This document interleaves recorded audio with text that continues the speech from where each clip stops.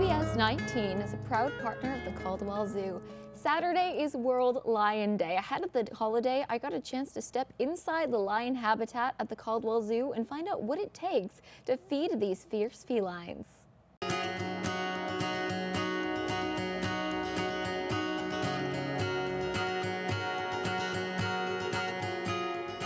Well, lions have some of the biggest appetites around, and I'm here at the zoo's commissary to see how they keep up with those massive appetites. I'm with Sonia Arzola, technician here at the commissary, and we are mixing some meals for the lions. Sonia, what are we doing here?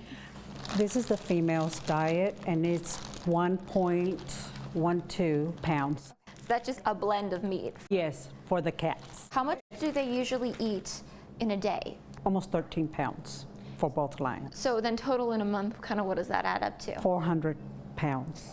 Don't think that I can keep up with that one. So how does this diet compare to what they eat in the wild? In the wild, they get meat, so this is just a blend of meat. How often do they get fed per day here? The cats just once a day. And we're going to 2 pounds? No, 1 1/8. Almost there. Almost there. So we're there? Yes, we're there.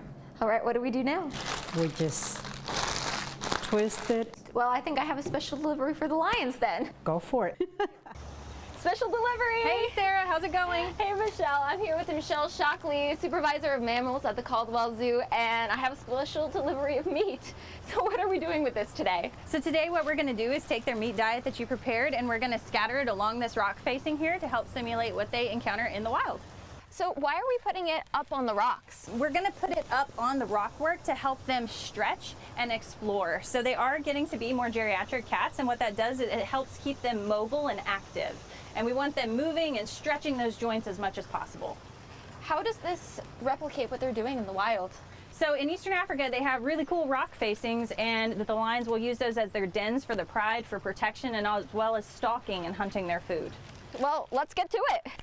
Why is it important for them to have this type of stimulation for their well-being? So it's a lot of mental and physical stimulation for these guys as they're aging. It helps to keep them engaged, and it also helps give us something too. So we build relationships with these animals, and that helps in their own voluntary veterinary care. And it's also just enriching for both them, for us, and for the people that get to see it. All right, bag's empty. All right, let's do it. Let's go. Oh, look who's here. So Michelle, is this something that guests can come see at a regular basis? To the daddy lion? So this in particular, probably not. This is usually done first thing in the morning. So by the time the guests would be here, all the meat would be gone. But we do other cool enrichments and training throughout the day that they can see. What are some of the other enrichments that you do? So we have barrels, we have a big plastic thing that looks like a pill we put on habitat for them. You'll often find them batting it around and playing or chewing it and carrying it around with them. We also do fun things like blood pops. So we take the blood from that diet you prepared, we'll freeze it and put them out on habitat, and it provides a nice cool treat for them in this heat. I'm sure that they love it. I don't think that I'm going to be partaking in any blood popsicles. And for guests who are coming to the Caldwell Zoo and they're trying to find the lions in their habitat, what's the best place to usually find them? That's a really great question, because they do hide in the summertime, and what you'll do is look over in the corner next to the penguin building, and you'll often find him in the shade. Io likes to use one of the rocks as his pillow, and so he'll have a cute little smushed face while he's passed out over there in the shady. Oh, well, so cute. There you go. You have the inside tips, and if you're trying to find the lions here at the Caldwell Zoo.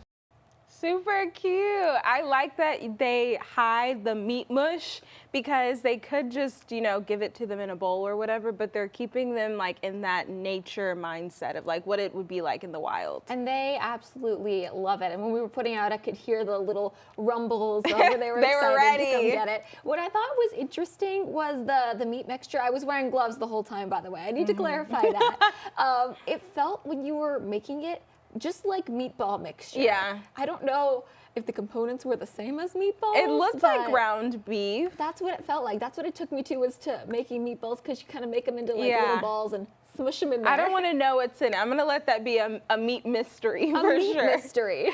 But no blood popsicles for us humans. Maybe a regular popsicle. A regular popsicle today we definitely need, because it's going to be another